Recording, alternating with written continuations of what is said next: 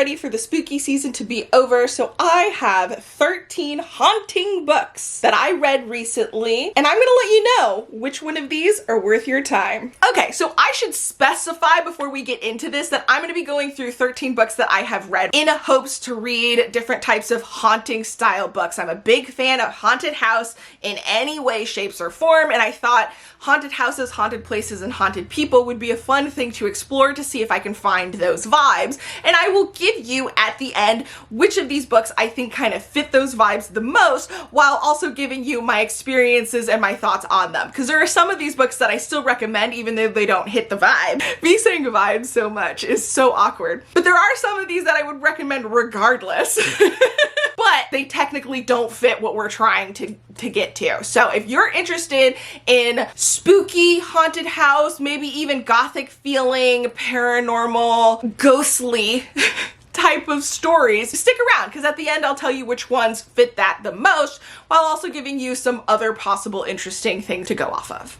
Okay, starting with Daughters of the Lake by Wendy Webb. I recently discovered that Wendy Webb is a native Minnesotan. If you don't know, I just moved to Minnesota recently, and I've always been a big fan of gothic haunted house stories, and that's totally up her alley. So I decided to check out Daughters of the Lake and see what it's all about. In this story, we have our main character who is in the middle of a divorce and who has gone back to her parents' home to kind of pull her life back together, but ends up discovering the body of a woman and her infant in the lake and recognizing the woman from her dreams. This book mostly focuses on trying to uncover the mystery of this woman and her child, while also discovering secrets of the house that her family owns and discover why she's been dreaming of this woman. I loved it. I'm a big fan of gothic, spooky, paranormal-ish stories,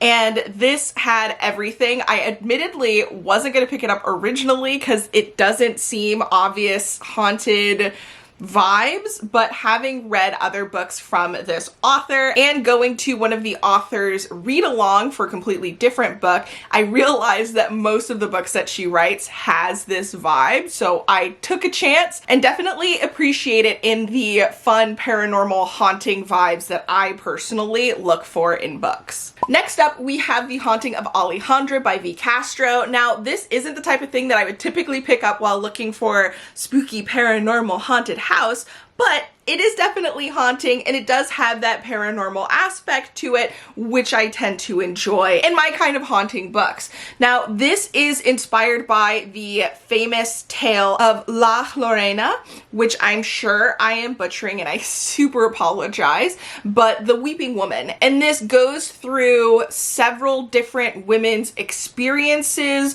as we are trying to understand our main character, who in the modern day is dealing with mental health issues and depression around her life as a stay-at-home mother in a relatively well-off family, and just feeling like she's losing herself while dealing with all of this and not getting the support from her partner that obviously she should have. She ends up encountering some questionable things and is trying to uncover what's going on, why it's happening, and how it relates to her and her situation.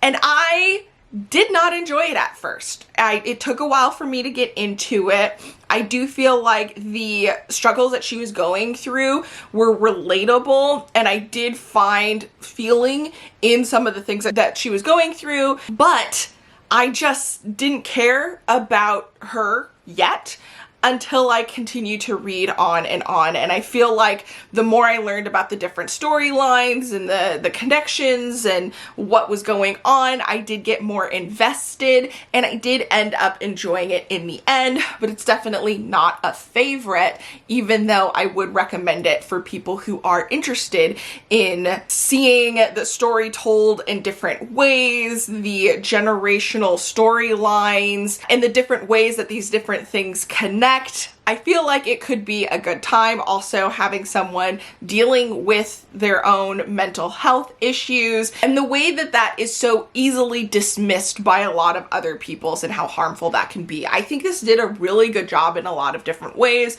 but wasn't the haunted house experience that I was dying for. Now, still on the kick of a haunted person over a haunted house, I did finally pick up my best friend's Exorcism, which I've only really heard good things about this book. So I was surprised when I didn't like it at all. I kind of hated this book. This is like a 2-star book for me, but I know that it's not going to be that way for everyone.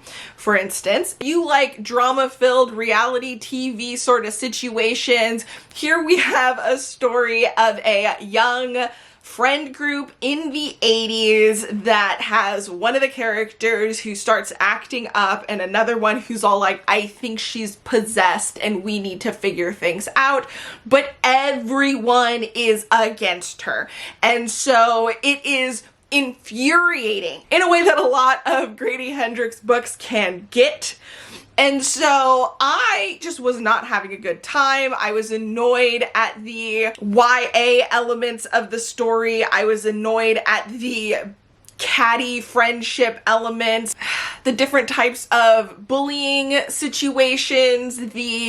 There were so many things about this book that just drove me up a wall. I hated it, but it wasn't a bad book. And to the point where even though I really just disliked the experience of this book and kind of trudged my way through it, there were some elements that I still thought were really good. No spoilers, but there was a scene towards the end that involved several characters after another character left that I was all like, okay, I can see why people are like, this is this type of story.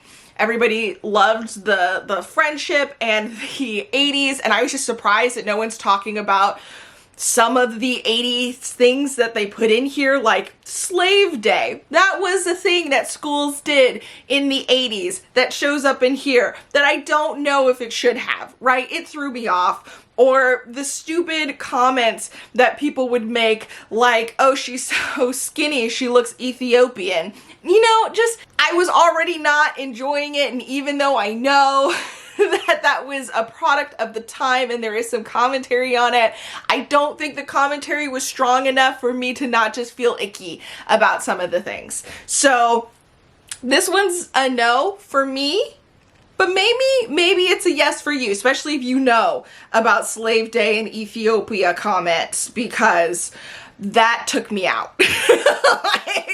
That took me out when I was reading it. I was like, no one said anything about this. Like, I wanted a heads up.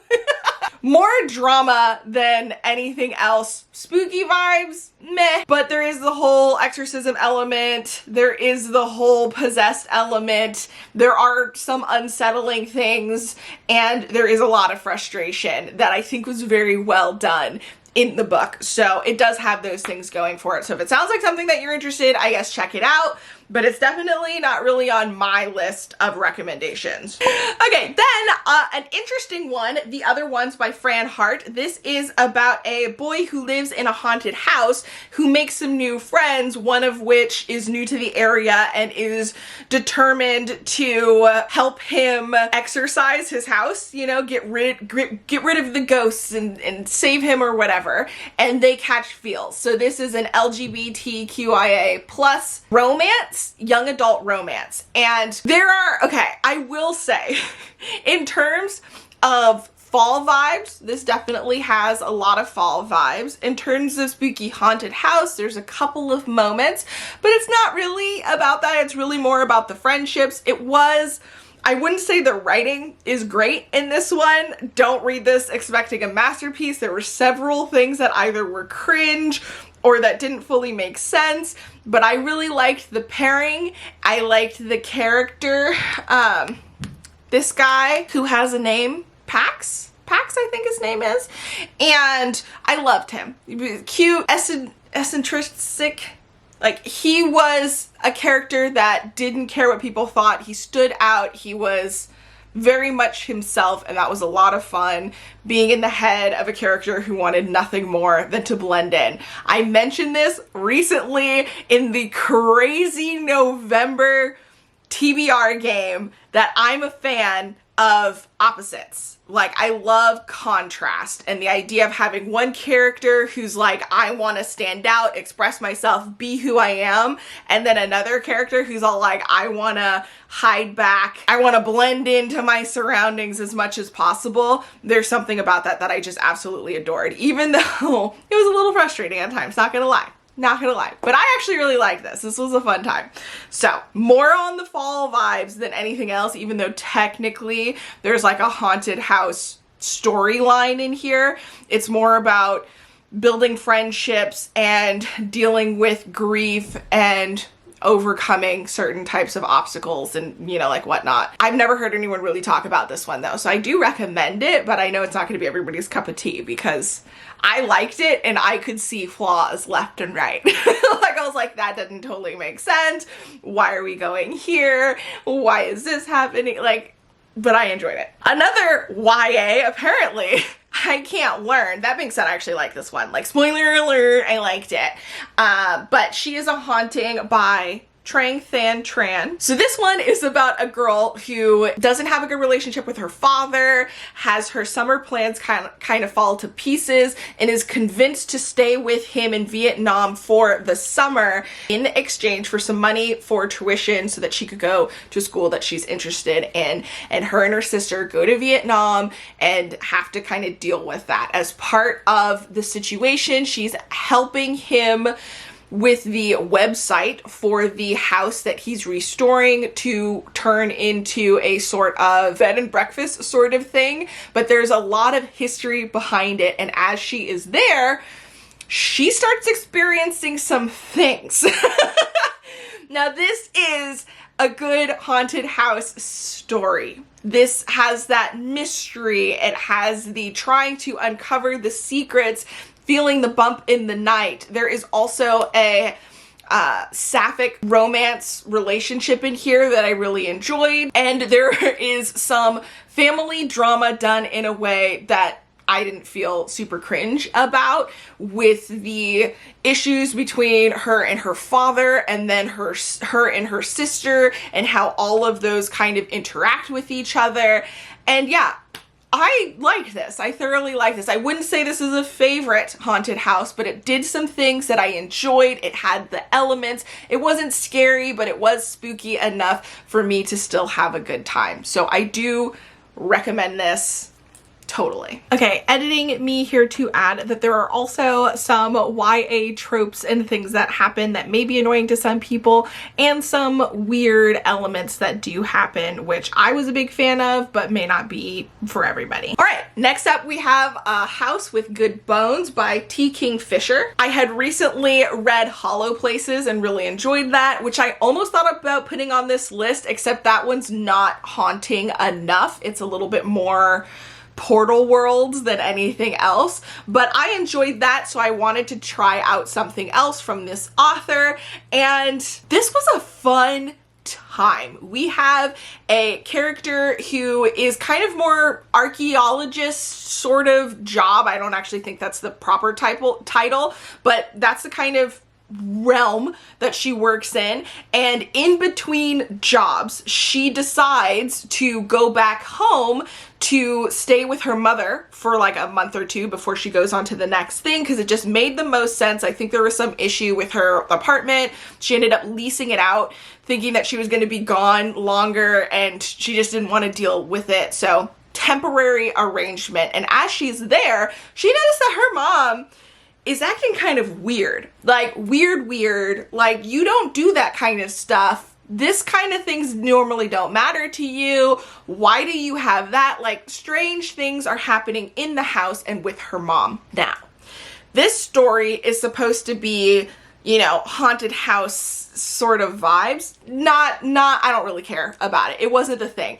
My thing that I enjoyed about this was the interactions between the characters and the relationships born. There was some cool things that happened with like the plot and the whatever towards the end that I was like, okay, yeah, but I feel like that aspect of it was a little meh.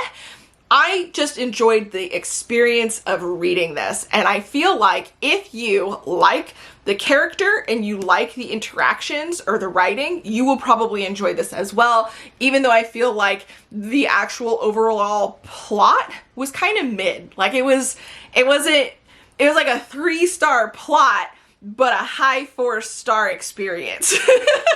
If that makes sense. Like I know not everybody's gonna like this. If you pick this up and you're like, it's not vibing, then maybe no. Cause again, I really do think that the actual plot was kind of, who cares? But I liked it. I had a good time. I don't know if I would fully recommend this for the spooky, haunted. No. Okay, let's be honest. I wouldn't recommend this for that vibe. So we're gonna cut this off. This goes on the chopping block in terms of final recommendations here, but still a good time for other things. Next book, Just Like Home by Sarah Gailey. Now this was all over BookTube last year when it came out. Yeah, and I have been dying to read it because, like, look at this cover. Look at this cover. This feels like, it's funny because this feels like what I'm looking for without being what I'm looking for. Because I like the dark, spooky, you know, like the hacienda. That's the perfect kind of vibes. That's one of my favorite books, and it's also haunted housey. Like, that's the vibe that I'm going for. But there's something about the graphic design, gorgeous pop of color. It doesn't fit the general idea that you expect, but it still gives you that feeling, right? With the bloody house. Love it. So this story is about a woman who goes back to her childhood house where her serial killer father used to live so that she can help settle things as her mother is coming to pass. Basically, she has to settle things with the house, and while she's there, there's a lot of things that she's dealing with, and spooky things ensues. Okay? Now, this book, in terms of the haunted house and spooky vibes, is a weird one for me. Okay, let's start from the beginning. When I started this book, I did not care about what was going on. It took me so long to care about what was going on, even though there were a couple of genuinely nice set up spooky house moments that I was all like, yes, this is what I'm here for. I like the way you're describing this. It's giving me the vibes. God, it's so cringe every time I say vibes, but it is what it is, okay? And so I pushed through, I continued, and I do not regret. Now, it does have elements that I love, and it takes a turn that I think I also love, but I'm also not 100% sure. Like, I'm a little bit confused about this book. I understand why some people, not a fan. I get it. You're either gonna hate it or you're gonna love it.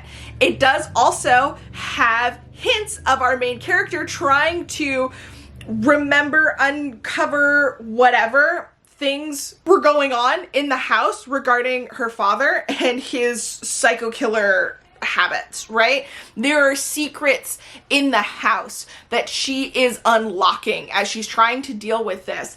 And yeah, I liked it. There were some things though that I thought were really stupid. It took forever for me to really get into it. I still have questions about some things, but the idea and the direction it went in, I actually ended up liking, right? And I still feel a little unsure. Like, I think it could have been done better. So I don't know. I'm on the fence about this one because it's got me all up in knots. I do recommend people try it out, but I don't think I would fully recommend it for this list that we're trying to uncover here because of how unsure I am with things, even though I still do.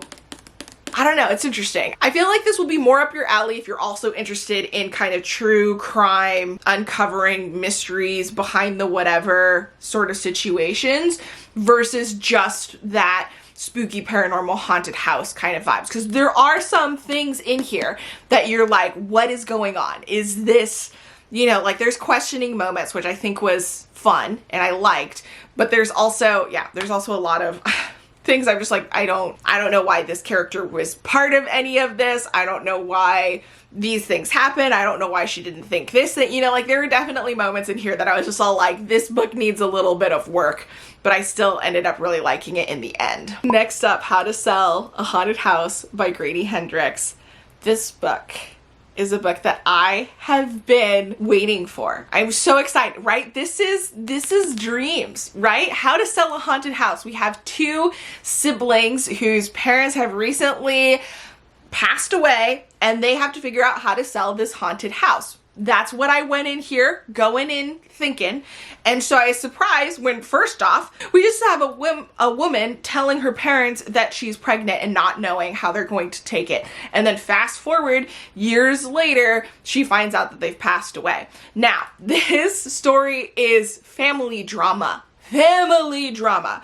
And not a spoiler, but kind of, more than haunted house, this is a spooky doll book. Like, if you're afraid of spooky dolls, this is it. That is what this is, okay? Now, I will say that I can enjoy a good spooky doll story. Like, I could totally be behind that. I didn't like it in here. I didn't care. I thought some things were stupid. I thought some things were cheesy. I hated all of the drama. I hated the family aspects. I didn't care about the things going on in the house. I was so disappointed. I was so disappointed. So this is 100% no for what I was looking for. I think I ended up giving this like a 2 stars as well. I didn't like it. I did not like it at all. And I like, if you like spooky dolls, this could be your thing. I didn't think the story itself was terrible, although I didn't think it was scary. I think some of the things were cheesy. It didn't give me any vibes that I liked. But some people, I can see people liking this. Like, I can. I'm not it. I'm not it. And if you're like me, you're probably not going to be it either. So, a pass, I guess. Next up, we have Ninth House by Leigh Bardugo. Now, technically, I read this earlier in the year, and recently I actually read Hellbent, the sequel, but since we're talking about these in a suggestion type of way, it makes sense to talk about the first book in the series. Trilogy. I have no clue how many books are coming from this. This was an interesting one. Read the trigger warnings. Some things I was not expecting happened in this. Now, Ninth House, when I first read it, I didn't get very far before I DNF'd it. I was like, I wasn't expecting this. A lot of information is coming at me and I don't care. Now, I felt like I should like it. I liked a lot of different elements that were going on. We had a main character who had a rough life and got a second chance when people find out that she can see greys or ghosts, and she gets pulled into this secret society at this school so that she can be part of this like almost ghost hunting sort of group. I don't actually remember what the point of them are, but they kind of like deal with these events and try to investigate and handle and all of that. And so she gets pulled in because she has this gift, this ability naturally, that a lot of people have to do things to be able to see what she naturally can.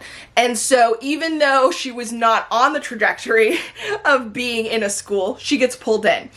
And some crazy things happen that she has to work through. There's some back and forth in this one, especially between her now being that and her past of being somebody who can see grays, and how the events of now and the events of her past interact with each other.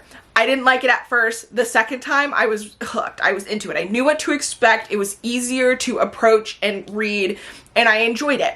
And then we had a cliffhanger-ish type of ending, I believe. I read this a while ago, so like, I don't fully remember, but it was enough for me to be like, you know, actually I want to read the second one. And so lo and behold, I picked up the second one, and it's more of the same for the first. It's funny because definitely not a haunted house vibe. We don't have a house that's haunted. We have a person who sees ghosts. I like that aspect. I liked the fantasy elements to it. I liked the trying to uncover, save, like there's all of these different things that are going on in these stories that I really liked. I recommend it for people, but again, trigger warnings, especially for the first book, because like there's something that happened that I wasn't expecting to happen in this kind of book. I was like, oh, we went there. And so yeah, that threw me off, but I don't know, I'm here for it. It's a time. Not a favorite, doesn't actually fit the vibes, even though it does have that dark, it has more of a dark academia vibe than a like gothic spooky house vibe, even though it also doesn't fully fit in that realm either. But yeah, that's where we're at with Hellbent and Ninth House. Oh, but I would continue the series, right? Even though it's for sure not gonna move on in the haunted house vibes, which I guess I could give you a sneak peek of where we're at right now. I currently only have 2 books that I feel like from this lift has moved forward. So let's see what else we've got. The Spite House by Johnny Compton. Now, I did a whole spoilery live show for the Literally Dead book club over on Kayla's channel, Books and Lala. So if you're interested in that, I'll have that linked down below. It was a lot of fun. I loved this. I really enjoyed the experience of reading this. This is a debut novel from the author, but I will say I have a ton of issues with it. There were some things in here that I thought were genuinely spooky that I loved. But there was also some things that I was like, I don't know. Like, why do you go in that direction? It would have been better if this. Does that totally make sense? I don't know. But I really like this. And I read this way earlier in the year and I still have really positive feelings about this book and can relate multiple things from it. Like, this was a good time. My memory is sharp. Now, this is about a man and his 2 daughters who are running away from something that we're not sure of, and who desperately finds a ad in the paper to become almost like a housekeeper slash paranormal note taker for this famous haunted house. And he gets paid a bunch, they get to live in the house, and all he has to do is take down notes of any supernatural things happening in this house. And it's a whole lot of money. And since they're desperate, he decides to check it out and see like, hey, maybe this will work out. We do get multiple perspectives from all of the people involved, including his daughters, including the person putting out the ad, including people working with him, including other people who have been in the house beforehand. Like, we're getting all of these different POVs in here. I loved the interactions between him and his daughters, or his daughters and his daughters, like the family aspect. There was something about that I really enjoyed. Not that it was like amazing or anything, but I found myself like smiling and feeling invested in the family. I also kind of liked most of the characters that were in here. They were interesting. They were dynamic. They had stuff going for them. Enough for me to be like, oh yeah, I would love to learn more about these characters. And then we had a couple of different things actually happening with the spook aspects. My least favorite thing though about this book and the haunted house aspect, it takes a while for us to get into the house, and then once we do, stuff hits the fan right away. I liked the responses. I'm interested in how things went, but I love a slow build haunted house, and this ain't it. This isn't it. It lots of lost potential because it wasn't that what I was looking for, but I still ended up loving it. I still would recommend it, and I do actually think this fits nicely into the category of that haunted house vibe, even though it took a while to get to that part, and even though it goes in some weird directions, it's still there. Like, that part of the story is cool. Which I forgot what this one is about. Dude, I'm really not remembering this book. Okay, next up we have A House Unsettled by Trini Delaney, and this cover is friggin' gorgeous. I was so excited to pick up this book. I actually spent premium. I usually try and get my books as cheap as possible unless they're like a special edition, and I still try and get them cheap if I can. But this book, I had to have it. It's a haunted house story. We have this girl and her mother who move to an old house that has all kinds of spooky things going on, secrets and whatever, and there's like a neighbor who doesn't believe in ghostly things and they get involved and yada yada yada. It was more YA than I was thinking, as I believe our main character is in like high school or something. And I don't remember like anything about this book except that I was disappointed. And I just read the whole back of it and was like, yeah, but I don't remember what actually happened. Because I was so upset. It is a spooky house vibe as far as I can remember, I think.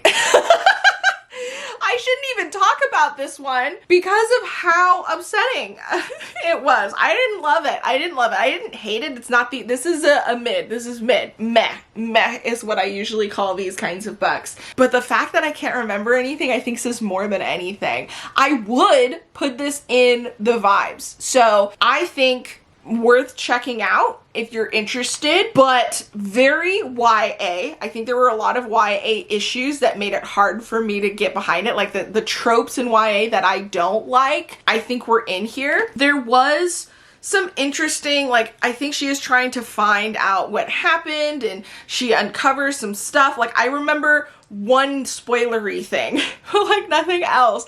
I'm surprised. I was so excited to read this book, you guys. You don't even know. I'm surprised how much I cannot recall any information. No useful, and I just reread this usually sparks everything and nothing. I got nothing.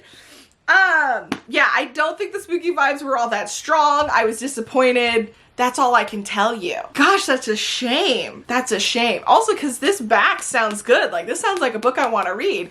We've got, ever since Asha and her mom moved into Great Aunt Aggie's old place, Asha's been hearing strange footsteps and waking up at night with a suffocating weight on her chest that she can't explain.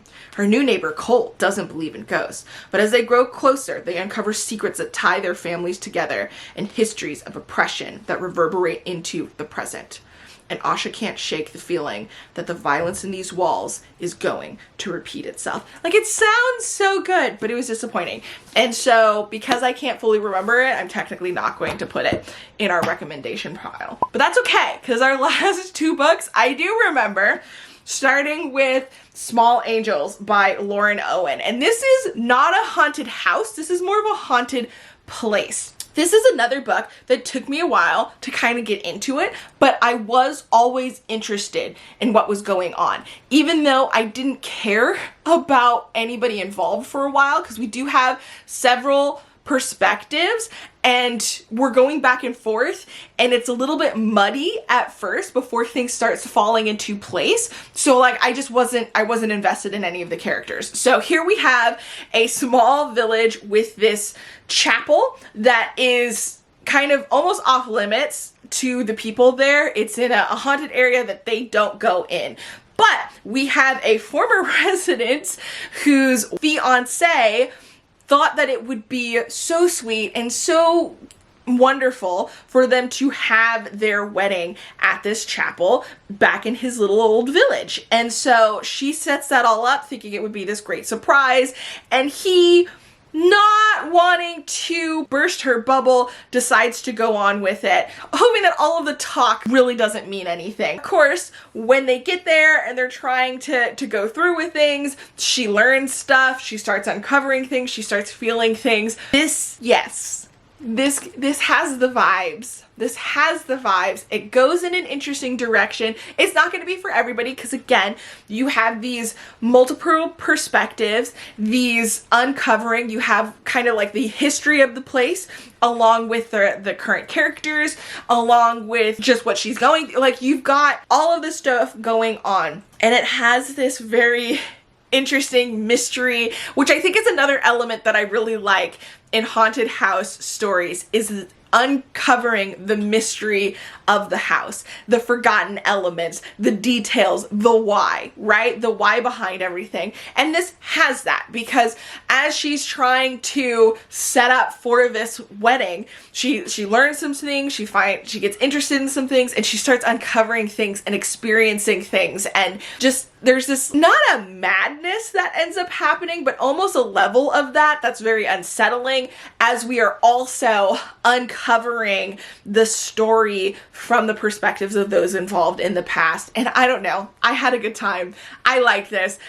It's technically not a haunted house, but because even the church is a small aspect. It's more of like a haunted village, haunted woods, a haunted, like, they have secrets in their past, and it was a lot of fun to uncover it, even though it took me a minute to get into it. Once I did, I was pretty invested. It also has witchy vibes to it. Spooky woods, almost witchy kind of feeling to it. We've got like a family of people who were supposed to manage things, right? Like there's this weird history behind this that we're uncovering, and it has all of those elements in addition to this just spookiness.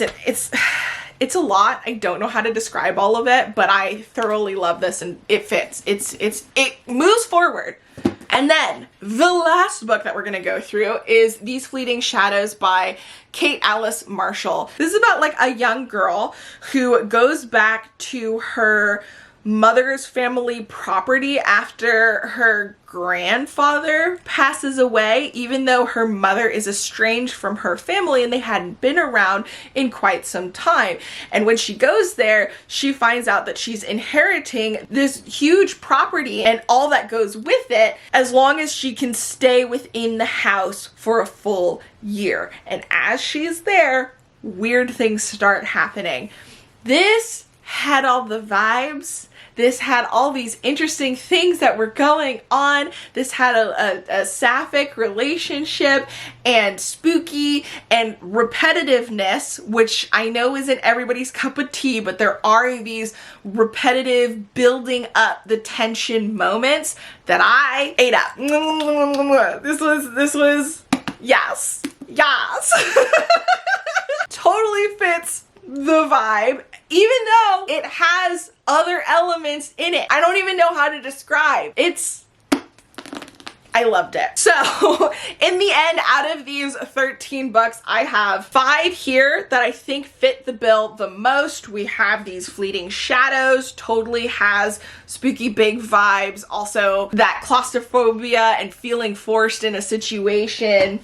We have Small Angels that has that just small village, spooky history and haunting vibes. And then a newcomer uncovering all of these histories and things going on. We have a famous haunted house and desperate people coming in to try and make some quick money while uncovering deeper issues and things with it. We have family strain and a house that has way more to it than they were expecting. And we have the mystery of a body that comes up and a woman who has dreamed about this person, trying to uncover why she's having these dreams and these weird things happening in her family home. And that's it. I hope you enjoyed this breakdown and mini recommendation list for haunting books that you can check out. Be sure to check out my monthly TBR game if you haven't already. Stay tuned for future reading vlogs or videos like this. And if you made it this far, include a house emoji down below with a little ghost next to it, right? A house and a ghost emoji, because it's a haunting house experience. Thank you so much for hanging out, and I will catch you in the next one. Until then, bye!